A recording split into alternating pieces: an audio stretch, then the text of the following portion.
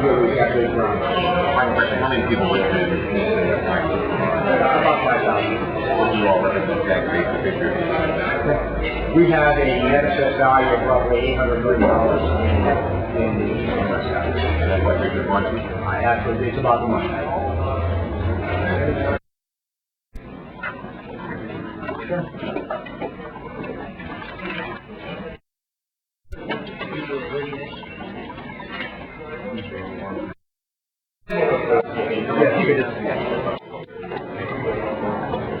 Would you like introductions first? No, Tim, yes. That's all right. Well, let me make a statement.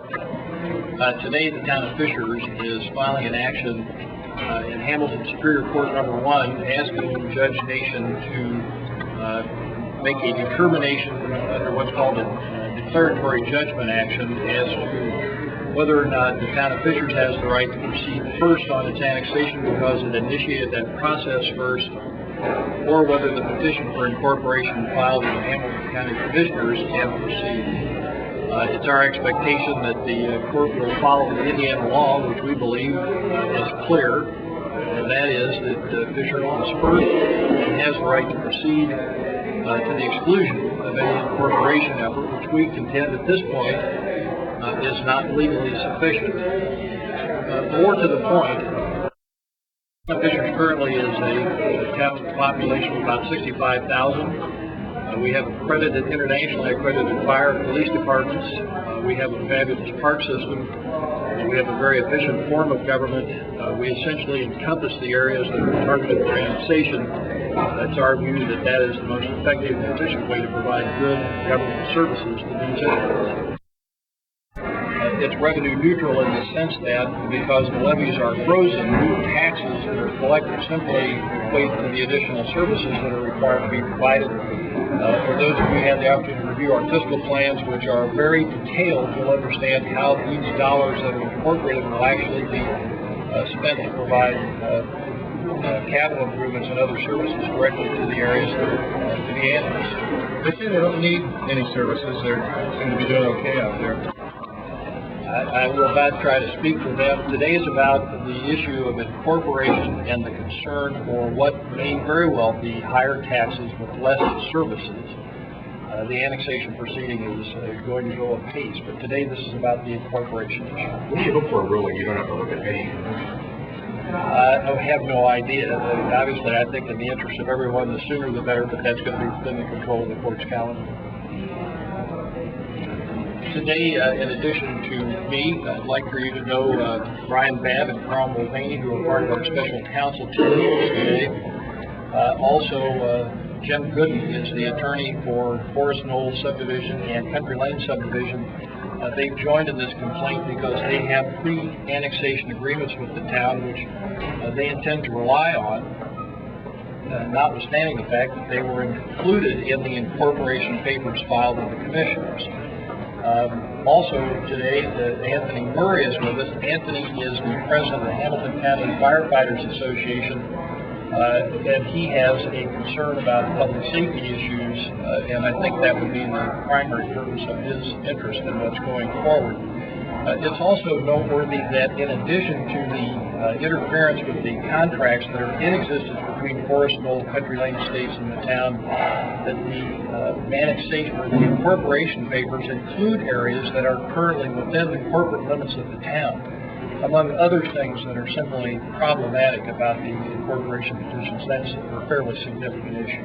Something just occurred to me about, you were talking to people here earlier, forced annexation. Why force people to annex? Do you see it that way? Well, again, today this is about the issue of whether or not the incorporation should proceed. Indiana law provides for the efficient delivery of government services when you get to a certain population density, even for cities or towns. This isn't about forcing someone to do something. This is about how government services are provided in an efficient and effective manner when you reach a certain population density. That's been the objective all along. How much are the people of Fishers willing to spend on this battle? How much has been spent?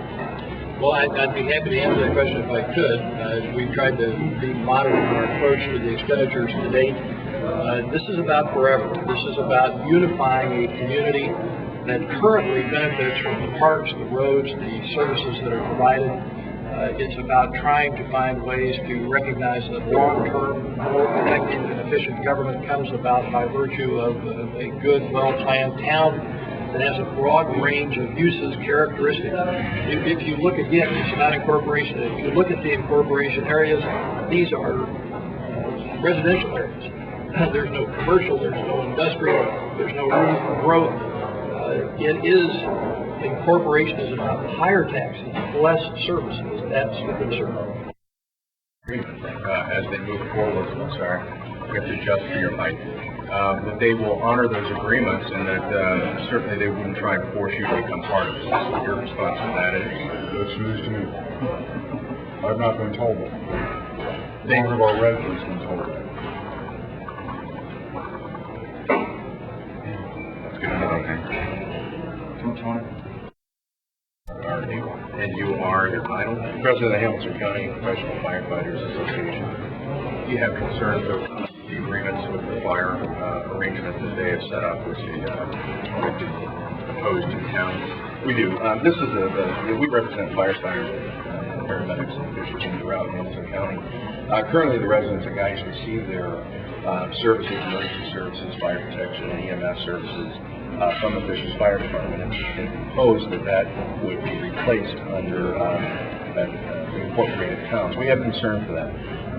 We ask ourselves, and I think the citizens should ask themselves, what makes sense? Duplication of services in any way when it comes to emergency services doesn't make sense.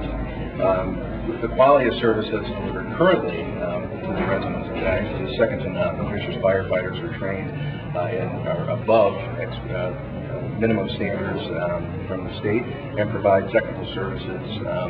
One that is extremely important in that particular area, dive rescue and water rescue due to the reservoir.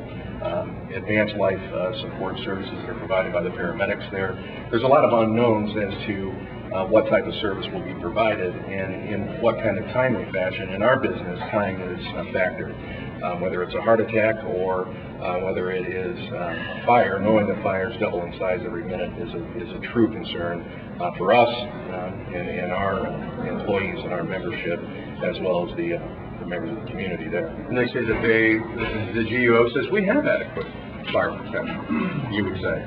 Well, they currently have it under the Fishers Fire Department, and there's something to be said for that. There's been a long history of quality service, advanced service there in Fishers, and why is there a reason to change that? Why do we need to create additional fire departments when the trend is to actually consolidate fire departments and to make government more efficient and the services that our members provide more efficient?